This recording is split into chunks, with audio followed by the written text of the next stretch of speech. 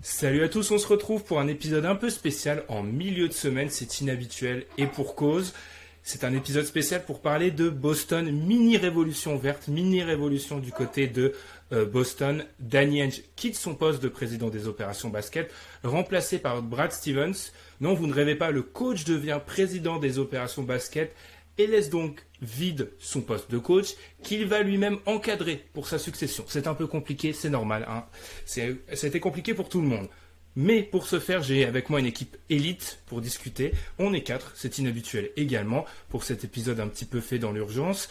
On est obligé de commencer par lui, qui aborde fièrement, pour ceux qui nous voient sur YouTube, un maillot des Celtics. C'est Alan. D'habitude, je te demande comment ça va, je m'en fiche un peu, mais là, comment ça va vraiment? Ouais, c'est pour la forme d'habitude, mais là, ça va. Mais je suis encore un peu choqué, un peu interloqué, donc je pense que ça va être bien d'en parler pour voir un peu les avis des gens différents, parce que depuis 3 heures, j'ai que les avis de Celtics Twitter, donc ça m'intéresse pas trop, en fait. Oula, ça tire. On va continuer. Alors, on va peut-être monter en gamme au niveau des maillots. Je vais aller du coup du côté de Tom. Ça va, Tom? Très bien, très bien, très bien. Et puis, quand il m'a vu arborer un maillot d'Orlando en référence à un front office de qualité, il s'est dit, Benjamin, je vais t'en montrer un autre de maillot. Et il a sorti celui des Wizards. Donc là, sur le niveau front office de qualité, on atteint un espèce de firmament. C'est Madiane. Comment ça va, Madiane? Ça va très bien et je tiens à dire que le doublé avec le coach est quand même formidable.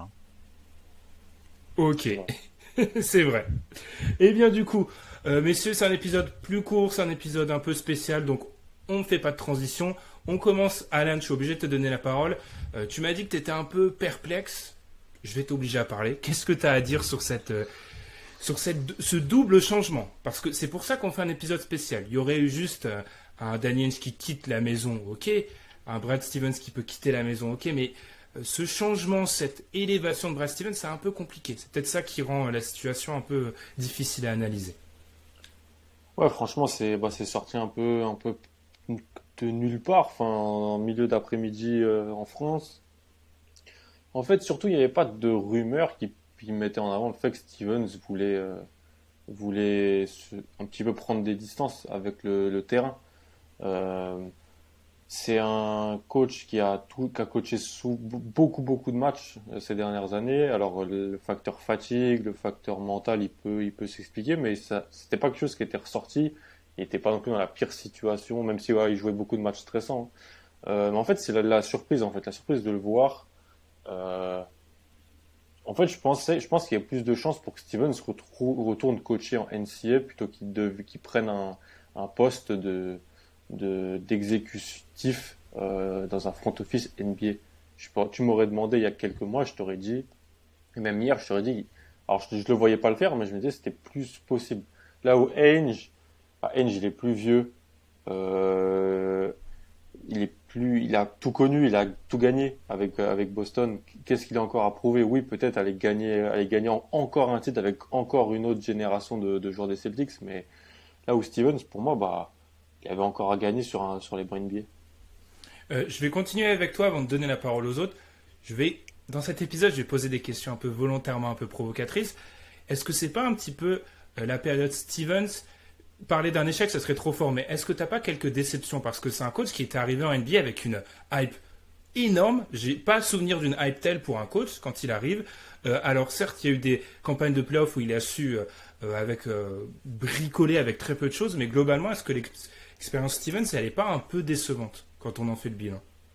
Quand il avait des attentes, il a déçu entre guillemets. Quand on n'attendait rien, il a surperformé. En 8 ans, il fait 7 fois les playoffs, 3 finales de conf. Mais c'est des finales de conf où, perso, les 3 fois, je sais qu'après, je vais pas gagner le titre. Donc c'est parce que déjà, je joue 2 fois LeBron, donc en finale de conf. Et ensuite, l'an passé, je pense pas que j'aurais pu battre les Lakers si jamais j'avais passé Miami. Donc c'était, sur ça, ouais, peut-être petite déception. Euh, Après, ça reste quand même, il n'est pas arrivé dans le contexte le plus simple en termes de terrain, en termes d'assets, c'était bien, mais en termes de terrain, il arrive, il qualifie les équipes pour les playoffs où moi, franchement, j'aurais pas pensé elles auraient pu faire les playoffs les premières fois où on y va. Donc en termes de plus-value basket, plus-value coaching, je pense que ça va être compliqué de trouver quelqu'un de supérieur à lui. Parce qu'en fait, c'est beaucoup de gens, je trouvais, parlaient de Stevens. Alors, c'était un espèce de beau jeu, mais c'était un peu galvaudé. Ça, en fait, c'était surtout un pragmatique. Quand il a fallu faire de l'héliocentrisme autour d'Isaiah Thomas, il l'a fait, ça a marché. Quand il a fallu donner un peu plus de rênes en playoff l'an passé à Tatum, il l'a fait. Ce qu'il n'a pas su faire, c'est malheureusement la saison 2019. Elle ternit pour moi son passage parce que pour moi, cette année-là, on avait peut-être le meilleur effectif de la ligue. Donc ça, franchement, c'est une petite trace qui est un peu indélébile. Ouais. Quand on a commencé l'appel, avant d'enregistrer, Madiane, tu m'as dit que tu étais assez perplexe. Parmi les deux mouvements, lequel te rend le plus perplexe? Je pense deviner où tu vas aller. En fait, moi, c'est celui de Brad Stevens qui quitte le coaching, pourquoi pas, qu'il aille au front office, alors que visiblement, c'est parce qu'il en avait un peu marre de coacher que ça se passait, qu'il avait fait un burn-out, à mon avis, post-bulle. Enfin, les mots sortent différemment selon les tweets et les infos, mais il a l'air de mal vivre le fait de coacher depuis la bulle. Est-ce que vraiment aller au front office, ça va aller mieux? Et finalement, est-ce que c'est un meilleur décideur que Danny Ainge?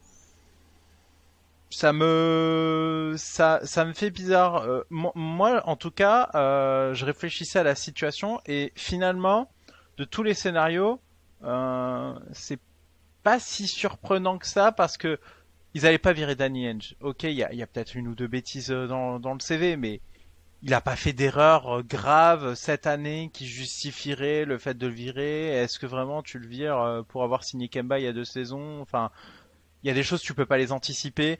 Moi, je pense qu'il y a pas d'erreur manifeste et côté coach, il n'y avait pas non plus grand chose à lui reprocher sur cette année. Donc, qu'il se fasse virer, ça m'aurait énormément étonné. Donc finalement que ça se passe un peu ainsi, où tout le monde change de position et tout le monde reste bons amis.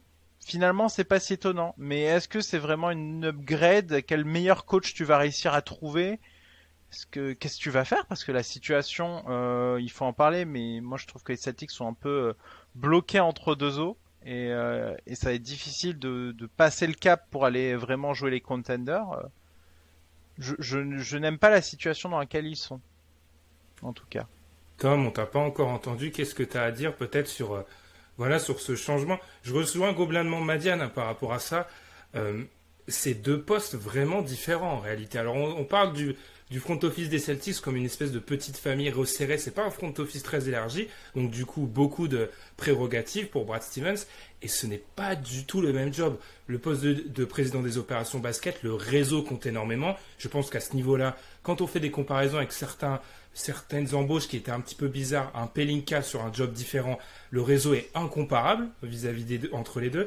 Je suis extrêmement perplexe comme toi sur je sais pas, la promotion d'un Brad Stevens, si on considère que c'est vraiment une promotion, comme président des opérations basket. Je te laisse la parole, Tom. Ouais, c'est ça, un peu d'accord, enfin, totalement d'accord avec vous. Mis à part la surprise, en fait, de la retraite, vraiment, de Henge, puisque, enfin, vu il a quand même commencé un sacré puzzle, donc moi, je suis surpris qu'il n'aille pas au bout. Moi, plus que le passage, en fait, de Brad Stevens en tant que président des opérations basket, moi, je suis surpris qu'il n'y ait pas eu une promotion de Mike Zaren, qui est l'homme de main un peu de Danny Ainge depuis très longtemps, qui a fait du... Non, l'homme de main, ça me fait pas penser ça me fait penser à un mec qui règle les problèmes, mais continue. Bah ouais, c'était un des acteurs majeurs, notamment dans le trade avec les Nets il y a quelques années pour aller chercher plus de pics. Bon, il s'est exprimé lors d'une convention NBA, et il a expliqué le mécanisme. Et en fait, moi je suis surpris que lui, il n'ait pas été promu, que ce soit Brad Stevens. Donc j'imagine qu'il y a peut-être une politique interne, ou peut-être que Brad Stevens a menacé de quitter le coaching s'il n'avait pas ce poste. Enfin, moi ça me fait bizarre en fait que lui, il n'ait pas été promu, puisqu'il était le premier en ligne, et tout ce qui sortait de lui autour de la ligue disait que en gros Mike Zaren c'était vraiment très bon un très bon GM, c'est un gars qui aurait pu être GM ailleurs, quoi. Donc assez surpris que ce soit Steven qui reprenne le poste. Et puis sinon il a énormément de boulot. Hein. Ça va pas être un été facile. Les Celtics là ils sont à la croisée entre guillemets des chemins pour savoir entre les situations court terme et long terme. Il va falloir qu'ils fassent un choix. Et puis je pense que il y aura aussi des choses à voir au niveau du propriétaire puisque pour certains l'équipe a déçu cette saison. Donc probablement les propriétaires vont pas vouloir engager autant d'argent qu'ils auraient engagé si par exemple l'équipe était allée en finale de conférence. Et puis surtout, la cartographie de la ligue a changé. Donc à combien de moves les Celtics sont de redevenir contender, c'est une belle question, une vaste question à laquelle Brad Stevens va devoir s'attacher si le but c'est toujours de gagner le titre. C'est ça. Alan, c'est quoi selon toi la feuille de route d'Brad Stevens? Parce que là, il arrive, n'empêche, ça a été dit par Madiane, ça a été dit par Tom, il arrive à un moment où on sait que les rumeurs sont sorties, on sait qu'un Kemba Walker, on va chercher à l'échanger, alors on ne sait pas s'ils vont réussir. D'ailleurs, j'ouvre une parenthèse, par exemple, faire un trade, c'est par exemple un domaine sur lequel peut-être il a pu y assister, mais concrètement, le faire, c'est quelque chose de différent. Je referme la parenthèse. Il y a la question d'Evan Fournier. Moi, j'insiste sur le fait qu'un joueur comme Jason Tatum et top 15 NBA, ce sont des joueurs qui requièrent toujours un certain niveau de compétitivité. Voilà, être 8e à l'Est, surtout à l'Est, ça lui suffira pas. Donc, selon toi, c'est quoi un petit peu la feuille de route et les objectifs auxquels va aspirer un Brad Stevens? Ouais. En fait, il y avait déjà des rumeurs sur Kemba l'an dernier. Au moment de la draft, il y a des choses qui sont sorties, comme quoi il y avait des packages qui avaient été proposés à Chicago contre le 4e choix de draft, notamment. Ça s'est pas fait, mais ça voulait déjà dire que Ainge, il avait peut-être dans ses plans pas la volonté de faire le deal, mais il était prêt à se séparer de Kemba, parce que personne n'est dupe. Les genoux de Kemba, c'est pas possible, en fait. C'est plus possible. Là, il a loupé 2 matchs de playoff, où c'était plus du back-to-back, et donc au bout d'un moment, c'est qu'il y a un trop gros souci. En fait, je pense que il a dit dans la déclaration, ils ont fait une conférence de presse là il y a une heure, il a dit que c'était bannière 18 ou mourir. Il a dit ça dans les. Moi, j'y crois pas personnellement. J'y crois pas parce que je pense que l'image qu'a Boston et qu'ont les gens de Boston est un peu galvaudée. Oui, c'est sûrement une des 2 plus grandes franchises de l'histoire de la ligue, mais en réalité, elle a eu des périodes de très gros creux et de très très mauvaise gestion dans les années 90 et dans les années 2000 qui ont fait que maintenant, juste être très bon, ça suffit à une certaine frange de la franchise. Alors bien sûr, moi, j'aimerais que on aille, j'aurais aimé peut-être aller chercher Kawhi, aller chercher PG ou d'autres et jouer le titre. En réalité, la feuille de route, comme tu le dis, je pense, c'est t'as ton duo d'ailier qui va rentrer dans son 2e contrat, qui est dans son 2e contrat pour Brown. Donc ça veut dire que là, pendant 3 ans, t'as sous contrat 2 All-Stars. Parce que franchement, Brown a atteint ce stade-là. Et alors oui, Tom, je te le dis honnêtement, je ne les vois pas demander de trade les 2, personnellement. Je trouve ça. Personne, tu sais, t'as pas besoin de demander ton trade pour te faire transférer. Peut-être, mais si tu transfères un des 2, c'est que tu vas chercher un autre All-Star potentiellement. Tu vas pas dumper Brown parce que tu es dans un projet qui convient pas à Brown. Ah non, je suis d'accord avec toi. Moi, je pense que t'as minimum 2 ans, si on veut dire 2 ans, où il faut bien les entourer, il faut bien drafter, faut développer les joueurs. Alors oui, ça fait pas rêver, ça fait pas de ça une équipe qui va pouvoir aller challenger Brooklyn, Milwaukee ou voire Philly. Mais je pense qu'en fait, on n'en a pas les moyens et que c'était l'année dernière en fait. C'était l'année dernière et il y a 2 ans que la timeline, elle était là. Ça s'est pas fait, c'est une déception, mais faut pas non plus s'arc-bouter à une volonté de vouloir tout le temps être tout en haut, parce que en réalité, ceux qui sont tout en haut et qui jouent au titre maintenant, ils ont plus de first round pick pendant 5 ans. Alors bien, et ils ont eu raison de le faire parce qu'ils vont sûrement se mettre dans la position de jouer un titre. Brooklyn, Milwaukee, les Clippers et les Lakers. Les 4 là, ils ont envoyé la terre entière pour être dans la position de gagner. Et ils ont eu raison parce qu'ils vont être dans cette position là. à moins de faire la même chose pour aller chercher un top 10 NBA, je vois pas comment Boston peut être dans cette cour-là. Donc, bah, malheureusement, ça va être dans du développement interne, dans des trades, se positionner dans des trades. Mais comme je l'ai dit Ben, franchement, le métier de coach et le métier de GM, ça a rien à voir. Donc, en fait, j'attends de voir sa première draft, j'attends de voir ses premiers moves à la free agency. C'est ces choses-là qui vont un petit peu me donner des indices. Madiane, je t'ai vu beaucoup réagir. Je te laisse enchaîner. Non, en fait, c'est une situation très étrange dans laquelle ils sont. C'est ça qui est terrible. C'est effectivement, ils ont 2 contrats sécurisés du coup. Le Brown, ça termine en 2023-2024. Donc, t'as l'impression que t'as le temps. Et on dit souvent que les titres, c'est notamment Alan, que c'est une affaire de superstar en 3e contrat. Là il y en a, c'est le 2e. En fait, ils sont trop tôt, trop vite avec ces deux. Enfin, ils ont été trop tôt, trop vite avec ces deux-là. Et maintenant, le fait de régresser, ça fait un peu bizarre. Mais est-ce que vraiment il y a de quoi et se précipiter là maintenant sur un titre? Je pense que c'est pas le moment. Comme dit, il y a des moments où il y avait les Warriors, au moment où Ainge avait vraiment la terre entière en pique. À ce moment-là, faire all-in, c'était pas pertinent parce qu'il y avait LeBron à l'est, les Warriors en face. Tu joues jamais le titre si tu penses comme ça. Tu joues jamais le titre. Mais moi, je pense que Toronto est passé dans un trou de souris. En 2019-2020, on n'a pas réussi à ce moment-là. Oui, c'est ça. Mais en soi, ils ont tenté. La décevante de Stevens aussi. Ils ont tenté Kawhi, hein. À partir du moment où ils ont quand même tenté Kawhi, qu'ils l'ont pas eu parce que le front office des Spurs a pris une décision qui est une décision comme ils veulent. Mais à partir du moment où ils ont tenté Kawhi, tu veux leur reprocher quoi? Ils ont tenté un truc avec Kyrie, Gordon Hayward. Gordon Hayward, il se fracasse la cheville au premier match. Enfin, c'est pas la franchise la plus vernie quand même. Il faut parfois un petit facteur réussite. Il y a eu peut-être des décisions, mais voilà. Et puis là, ils sont dans une situation. Ouais, moi, je sais pas maintenant que j'irai batailler. Il faut que je me débarrasse de Kemba, ok. Il va falloir que je fasse un peu de pédagogie aux deux Brown et Tatum pour voir s'ils sont prêts à attendre peut-être 1 ou 2 ans le temps de voir s'il y a des opportunités qui émergent, parce que sans opportunités qui émergent on fait tout à l'heure. Il y a eu les 3 qui m'ont dit non, mais en soi... Alors pour les gens qui nous écoutent en podcast, Alan, Tom et moi-même on faisait un non en fait. Oui, mais d'un autre côté, est-ce que tu peux jouer sérieusement le titre à 1 an ou 2? À 2 ans peut-être, mais à 1 an, l'an prochain, jouer le titre? C'est pas tellement le jouer, c'est le faire croire. C'est Ouais. faire croire que tu le joues en fait. Parce que je vais laisser Tom, parce que je sais que Tom et moi on a fait les mêmes têtes, donc je pense qu'on est globalement d'accord sur l'affaire. C'est quand Alan dit qu'il peut pas envisager un trade de Brown ou Tatum, je le comprends. Je le comprends parfaitement.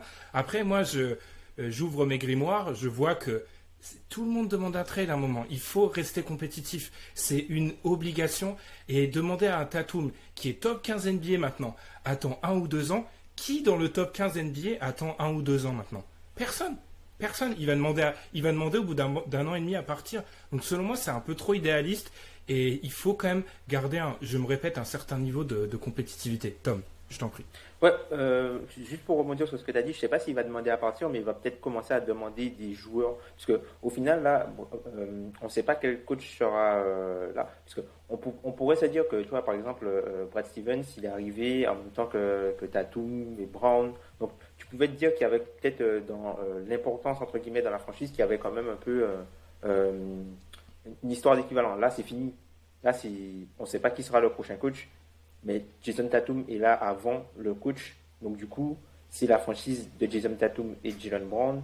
Et au final, le coach, il aura, quel que soit le coach, je pense qu'il aura beaucoup moins de poids que Stevens n'aurait eu, par exemple, s'il était encore au coaching aux côtés de Tatum et Brown. Donc, déjà, ça, je pense que là où ça va être plus difficile, c'est que comme Tatum aura le pouvoir, c'est comment ils vont réagir quand lui va demander certains joueurs en particulier. Et qu'est-ce qui va se passer? Je ne vais pas forcément parler de Bradley Beal puisqu'on sait qu'ils sont potes et tout ça, mais au final, qu'est-ce qui va se passer quand Jason Tatum, il va voir que ok, tout le monde va en playoff, tout le monde passe des tours, ben lui, il est allé en finale de conférence avant, il sait ce que c'est, il va avoir envie d'y regoûter, il y est allé. Il a été l'un des meilleurs joueurs de l'équipe en finale de conférence plusieurs fois. Et puis tu as une autre problématique, c'est la temporalité des contrats, puisque au final, ce qui se passe, c'est que Tatum et Brown ont des contrats assez hauts, et puis tu as toujours celui de Kemba, qui fait que tu ne pourras plus avoir de cap space avant qu'ils redeviennent agents libres. Donc du coup, ça veut dire que tu es condamné soit à utiliser des extensions pour signer des joueurs et ensuite pouvoir avoir de la matière à transférer, soit utiliser tes tours de draft ou drafter des gars qui ont quand même une bonne valeur autour de la ligue pour pouvoir ensuite faire miroiter des échanges. Parce que on l'a vu dans les derniers échanges, mis à part pour Indiana, comme tu l'as bien fait remarquer, Ben, les équipes, quand elles vont échanger, quand elles vont essayer de récupérer un bon joueur, elles vont le faire contre un contrat expirant pour matcher les salaires et de l'espoir, c'est-à-dire un pick de draft. Tu as très peu de trades pour un joueur très bon pour 2 All-Stars ou quelque chose comme ça. Tu as très peu de trades comme ça. Donc, je trouve que là, Boston s'est mis un peu dans un coin. Ils se sont mis un peu tout seuls dans un coin et il va falloir qu'ils se sortent de là, puisque à vouloir jouer les deux timelines, au bout d'un moment, tu as obligatoirement l'une qui va prendre le pas sur l'autre. Et là, ils sont plus dans une posture où ils sont capables d'attendre, puisque soit les assets vont périr, soit ils n'auront plus la flexibilité nécessaire pour améliorer drastiquement l'effectif. Donc, par exemple, pour tes tours de draft, est-ce que tu les utilises pour drafter quelqu'un ou est-ce que tu les utilises pour dumper Kemba Walker? Mais le problème, c'est que si tu les utilises pour faire quelqu'un payer le contrat de Kemba Walker, ça veut dire que ces tours de draft-là, ce sont des tours de draft que tu n'as plus pour améliorer ton équipe lorsque Jason Tatum et Jaylen Brown vont monter dans la hiérarchie de la ligue. Et puis je rajouterai un point, alors c'est pas palpable, c'est pas intangible, mais c'est intangible justement. Moi, le truc qui me pose problème aussi, c'est que la relation que peut avoir un joueur avec un GM, un président des opérations basket, et un coach, c'est pas la même. Et là, en fait, Tatum aura connu Brown, Tatum, Smart, etc. Ils auront connu Brad Stevens, coach. Quand Brad Stevens, président des opérations basket, devra prendre des décisions, là, c'est juste de la théorie, mais émotionnellement, c'est très compliqué parce que la relation d'un coach avec ses joueurs, en particulier quand les joueurs sont jeunes, tu sais que ça peut être une relation parfois fusionnelle et Brad Stevens va devoir parfois prendre des décisions business très froides.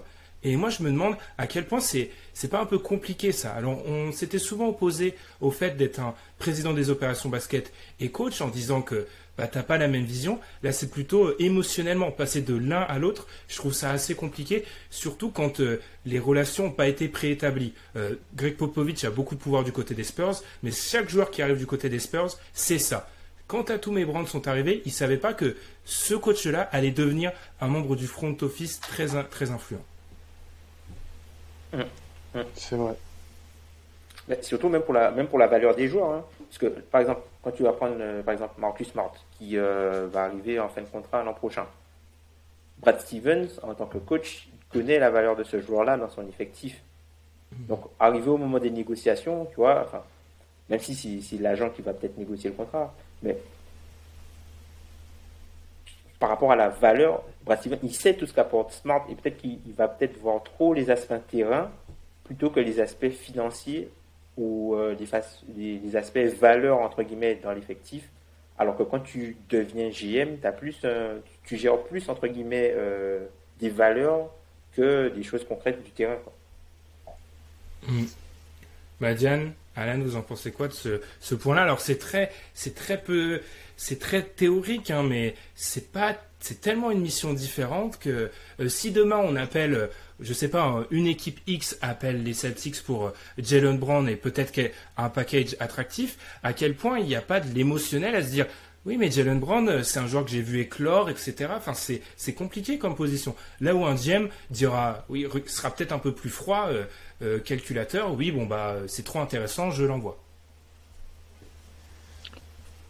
C'est super bizarre comme situation et moi justement je cherchais des précédents. Moi il me semble que le seul truc un peu du style que je connais c'est des personnes côté front office qui sont partis coacher ensuite.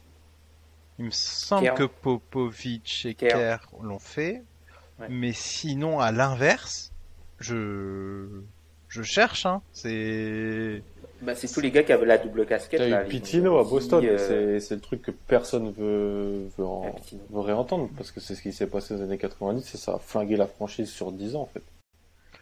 voilà, c'est compliqué et en plus, enfin, c'est pas comme s'il changeait et c'est ça le problème, c'est qu'il a une relation proche avec les joueurs et il faut voir comment est-ce que ça va se passer quand il va devoir par moment durcir le ton de manière ferme pour des négociations et d'autres aspects. Et ça, c'est différent. Être au front office, ça te demande moins de ménager les personnes pour arriver à conclure des trades.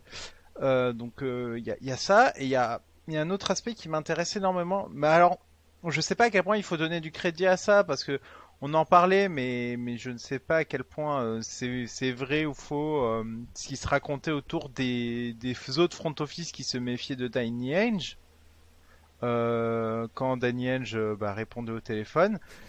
Ça c'est un aspect peut-être positif à l'affaire si cet élément est vrai. Mais en vrai, j'ai cherché, j'ai pas vraiment trouvé de vraies sources fiables qui confirmeraient cette tendance du côté des autres front office à se méfier de quand Boston passait des appels.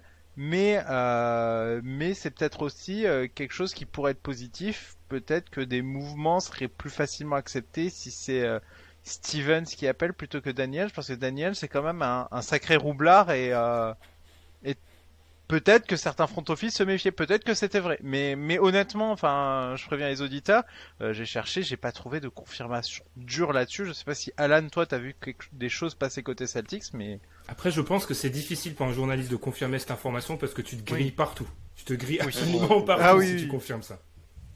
Complètement.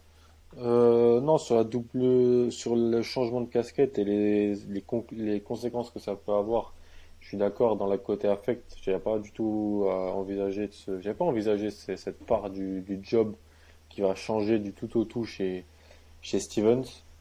Euh, Et si je peux te relancer en plus, Ouais. Alan, sur la question aussi du coach, parce que il va devoir choisir son Voilà, successeur c'est ça. aussi. Mais ça, en fait, ça me surprend pas. Et c'est qu'en fait, c'est comme tu vois, tout à l'heure, quand je disais Tatum et Brown en fait, il y a une matrice. Les franchises et les fans des Celtics, on fonctionne un peu comme une franchise pas dans le passé, mais dans le fonctionnement, c'est un peu passéiste. Pour nous, c'est inenvisageable que Tatum et Brown demandent leur transfert. Pas parce que ça va pas, mais parce que c'est Boston, en fait. Parce alors qu'en fait, franchement, ça peut vraiment se faire et tout ça. Et là, pour le choix du coach, c'est pareil. Boston change. Enfin, dès que ça allait mal, il y avait plein de coachs, mais moi, de mon vivant, j'ai connu que deux coachs. Enfin, depuis que je suis les Celtics, je crois que c'est rare quand même de connaître que deux coachs. Enfin, il y a des équipes qui en connaissent beaucoup plus, même de très bonnes équipes. Donc Rivers et Stevens. C'était toujours bien pensé la succession. Et ben là, en réalité, si Stevens il a une main sur le choix, alors oui, il peut être biaisé, il peut choisir un de ses assistants parce que il a confiance, il a une confiance en lui, sachant qu'il a perdu pas mal d'assistants quand même ces dernières années qui ont été prendre des postes ailleurs, notamment NCAA. Mais dans les listes qui sortent, J.K. et tout, je serais un peu surpris, personnellement, je serais un peu surpris. Mais des mecs comme Billups, comme Lloyd Pierce, comme Atkinson et tout, ça me surprendrait moins. Ça me surprendrait. Mais ce choix de coach, c'est son premier, c'est son, comme j'ai dit, choix de coach, choix du premier tour de draft et free agency, là, on va pouvoir juger un peu, quelques tendances, parce que là, on n'a rien pour le juger. C'est la dernière fois qu'il a pris des décisions hors terrain, c'était dans du recrutement NCAA. C'était dans à C'est vrai. Butler. Il le faisait, mais ça n'a rien à voir. Oui, il aussi s'occuper de recruter des jeunes, des lycéens, construire une équipe, aller prendre des transferts dans d'autres équipes NCAA, mais donc il a peut-être un petit peu plus d'expérience hors terrain qu'un mec qui aurait juste coaché toute sa vie en NBA, peut-être, mais ça va être deux mondes totalement différents. Quelque chose à rajouter, Madiane, Tom? C'est vraiment, enfin, je trouve que la situation est compliquée pour celui qui va être coach parce que il a un petit fusil derrière la tête d'entrée de jeu, parce que si ça se passe mal, il y a une espèce de choix de dire à Stevens, bah, retourne coacher du coup. Ce sera pas forcément vrai, hein, en soi, ces rumeurs. Mais psychologiquement, t'es l'entraîneur, ton GM, c'est l'entraîneur juste avant qui a plutôt eu des bons résultats. Les rumeurs, à mon avis, au bout de quelques défaites, ça peut vite partir. Mine de rien, sans que ce soit fondé, hein. Je pense pas que ce soit le plan, et je pense pas que la franchise se laissera aller à une bêtise, parce que là, ce serait vraiment une bêtise, ça pourrait paraître une bonne idée. Je pense que une fois que t'as step down, revenir sur le terrain, enfin, là, c'est vraiment faire n'importe quoi. Si tu le fais en intersaison, pourquoi pas, mais en pleine saison, ce serait le pire truc à faire. Et mine de rien, c'est une menace passive sur le coach qui va être nommé, qui, pour moi, elle est énorme. Du coup, il va peut-être pas tenter de mettre le job, ouais. il est pas simple. Et ses idées, s'il a des idées différentes de Stevens, même peut-être qu'il osera pas les mettre en base parce qu'il se dit attends, mon GM, c'est le gars qui coachait cette équipe, si je fais un truc différent, c'est un peu le remettre en cause. Enfin, il y a plein de choses psychologiques où je trouve que le poste sera pas simple et je serai pas foncièrement à l'aise, honnêtement, à le faire. C'est pour ça que peut-être partir, je te lance après, Tom. Moi, selon moi, la temporalité du départ, elle est scabreuse. Parce que, terme des années 30. Parce que, Ouais, parce clairement. que, vraiment, en fait, tu parles du coach, Marianne. Ce coach-là va aussi, en plus de cela, en plus de, Brad Stevens au bout. Franchement, merci de m'avoir dit ça, parce que j'y pense, au bout de 3 matchs, s'il y a 2 défaites, une victoire, c'est sûr, Stevens doit retourner. Mais en plus, il va coacher, en gros, la même équipe. Alors, il y aura peut-être des petits ajustements, mais il y aura Tatum, il y aura Brown, il y aura probablement Smart. Enfin, il y aura, ce sera aussi, ouais. ça sera la même équipe. Donc en plus, c'est vrai que poser sa patte, ça sera plus difficile parce que ça demandera peut-être des changements qui vont être difficiles à mettre en place. Après, vis-à-vis de Stevens, pour moi, c'est peut-être de la com, hein, mais c'est très simple. Il faut qu'à sa première conférence de presse, quand il introduit le GM, il dise je compte pas revenir sur le terrain. Enfin, alors les médias vont jamais l'accepter, mais il doit essayer de clore le débat le plus vite possible parce que s'il laisse ne serait-ce que la porte entrouverte, c'est terminé. Vas-y Tom, je t'en prie. Ah, Madiane, oui, je me dis, pendant que j'ai ça en tête, Phil Jackson qui a fait le chemin inverse que tu cherchais, le coach qui est passé. C'était incroyable, hein. Ouais. Ça valait le coup, hein. Après, oui, c'est en soi il l'a fait, mais le bagage est différent. Enfin, c'est pas, la situation est quand même très différente. C'est pas là, il fait pas ça dans la franchise où il a réussi. Enfin bref. Oui. On n'est pas les Knicks. Ouais, clairement. Du coup, ouais, par rapport à la succession, moi je pense qu'ils vont peut-être aller chercher des coachs qui soit peut-être ont déjà un bagage, tu vois, des coachs qui sont déjà expérimentés, puisque bon, reprendre les Celtics, enfin, c'est pas une chose, c'est pas chose évidente. On sait que la franchise et la fanbase sont assez exigeantes, comme le disait Alan par rapport au succès de l'équipe. Et je sais pas, mais moi je pense qu'ils iront chercher un coach qui est en poste quelque part dans un autre projet. Tu vois, par exemple, un gars comme Clifford, vu qu'Orlando part en reconstruction, un gars comme Clifford, ça peut faire comme Charlotte, tu vois, comme Charlotte avait fait. Charlotte, voilà, ils ont voulu le remplacer. Il est parti à Orlando. Il a totalement élevé le plancher de l'équipe. Et puis, voilà, c'est un Tu nous vends du rêve, là. Qui est bon sur les équipes. Mais en fait, là, Orlando, Clifford, c'est un coach qui regarde tout ce qu'ils sont obligés de faire pour perdre des matchs avec Clifford. On va trader tous les meilleurs joueurs. Voilà, tu vois. Donc, au final, peut-être que, voilà, ils vont se dire, on va récupérer un tour, on part sur une reconstruction. Peut-être que Clifford, il est peut-être trop bon. Il va trop améliorer le plancher de l'équipe. Ils vont peut-être partir sur du coup un coach un peu. Ils vont peut-être essayer de chercher un coach plutôt jeune pour aller avec le nouveau choix de draft. Orlando, ouais. Orlando, ils vont peut-être essayer de choisir. Et du coup, ça peut laisser Clifford sur le marché, par exemple.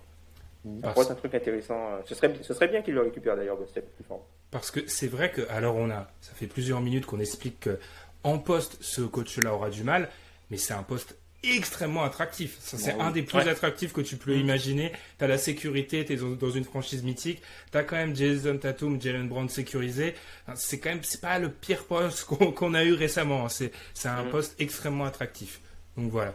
Eh bien, alors c'est un épisode volontairement plus court. Je vais laisser peut-être un mot de conclusion à chacun d'entre vous. Qu'est-ce que tu as à dire? Je vais finir par Alan, parce que c'est quand même l'hôte de choix de cette émission. Madiane, je te lance. Un dernier petit point peut-être. Je pense que, en tout cas, l'été sera scruté à la loupe parce qu'il y a beaucoup de choses à faire, je pense. C'est pas si simple. Clairement, l'intersaison, déjà de base, personne n'allait juger que les choix des Celtics étaient simples. Là, c'est un nouveau gars en place. On va bien regarder ce qu'il fait et ça va peut-être nous donner assez vite des indices sur ses capacités et ce qu'il peut faire parce qu'il y a beaucoup d'erreurs qui peuvent être très vite commises au vu de leur intersaison qui s'annonce. Tom? Faudra peut-être voir les autres personnes qui vont quitter le navire.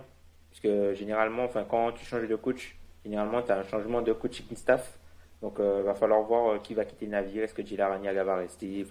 T'as vraiment pas mal de choses qui peuvent totalement être chamboulées à Boston. On s'attendait à un changement au niveau des joueurs. Ben là, ça a déjà commencé au niveau du front office et du banc. Donc, on peut avoir une équipe qui sera totalement différente dans quelques mois au moment de reprendre la saison. Et enfin, Alan? Moi, je pense qu'il va pas y avoir grand-chose en fait. Les gens risquent d'être déçus si jamais ils pensent que ça va bouger de partout. Prochainement, je pense qu'il y a des soucis de flexibilité qui sont trop peu, comme l'a expliqué Tom tout à l'heure, ou même toi Ben, sur les moments c'est pas un moment où c'est facile de se débarrasser de faire un ou deux gros moves sans se mettre dans le mal dans 4-5 ans. Donc je pense que je suis, comme j'ai dit, choix du coach, il y a un choix milieu de premier tour. C'est pas ouf, mais c'est milieu de premier tour. Je veux voir ce qu'il fait avec ça. Est-ce qu'il draft un joueur? Est-ce qu'il utilise ça pour aller chercher un joueur en deuxième contrat qui peut aider l'équipe tout de suite? Et puis, free agency. Je veux plus de two-way players jetés par la fenêtre dans des joueurs gags comme Taco Fall. Je veux pas de Gag. Mais oui, c'est vrai, c'est un joueur gag. Toutes les équipes beaucoup d'équipes utilisent très bien leur two-way et nous on l'utilise pour un gag. Je trouve ça un peu problématique en 2021. On n'est pas à la foire. Mais voilà, les premières décisions, le choix du coach là, ça va être clé. Draft, free agency. Je pense pas que ça va être mirobolant. On va pas aller chercher Karl Anthony Towns, on va pas aller faire un trade pour aller chercher un gros meneur, peut-être en lâchant Brown, j'y crois pas. Mais je vais voir ce qui va se passer dans ces petits ajouts à côté du duo d'ailier. Parce que Kemba, malheureusement, c'est plus un trio. Faut se l'avouer, c'est plus un trio, sauf si de maintenant à octobre, il fait des soins. Ce qu'il n'a pas pu faire avec la bulle, c'était aussi à noter. En sachant que beaucoup des éléments que tu as mis en avant pour juger Stevens, en réalité, on pourrait aller juger un coach. On sait bien ici qu'il faut se méfier de l'embauche d'un coach. Il va falloir comment. On pourra juger dans 2-3 ans, quoi. Ouais, c'est ça. Ouais. C'est plus des signes avant-coureurs. C'est comme quand Daryl Morey il arrive à Philadelphie, le soir de la draft, il fait plein de trucs. Je peux pas juger tout de suite, mais la direction qu'il prend, j'aime bien. Et là, j'aimerais bien aimer la direction qui est prise, en fait. C'est ça. Très bien. Eh bien, c'est aussi, mon mot de la fin, ça sera peut-être un teasing, parce qu'on vous avait déjà parlé de cette volonté de faire un épisode qui allait retracer un petit peu ce qu'avait pu faire Danny Ainge à travers les années, surtout après ce fameux trade avec les Nets, et son départ rend ça encore plus logique. Donc peut-être pas maintenant, parce que l'actualité des playoffs est assez riche, mais on fera peut-être ça un autre jour. En tout cas, messieurs, je vous remercie de vous être mobilisés un mercredi soir pour discuter des Celtics et de Danny Ainge. C'était un plaisir pour Alan, peut-être pour les autres, c'était une mobilisation. On vous invite du coup à donner votre avis si vous êtes sur YouTube, à nous suivre sur les plateformes de podcast. On a eu des petits changements de flux, j'ai pu remarquer du coup que sur les plateformes même très sombres, vous étiez abonné à notre podcast, donc ça fait extrêmement plaisir. Et puis nous, on se retrouve très vite dès ce week-end pour parler des playoffs. Salut, bonne semaine. Tchuss.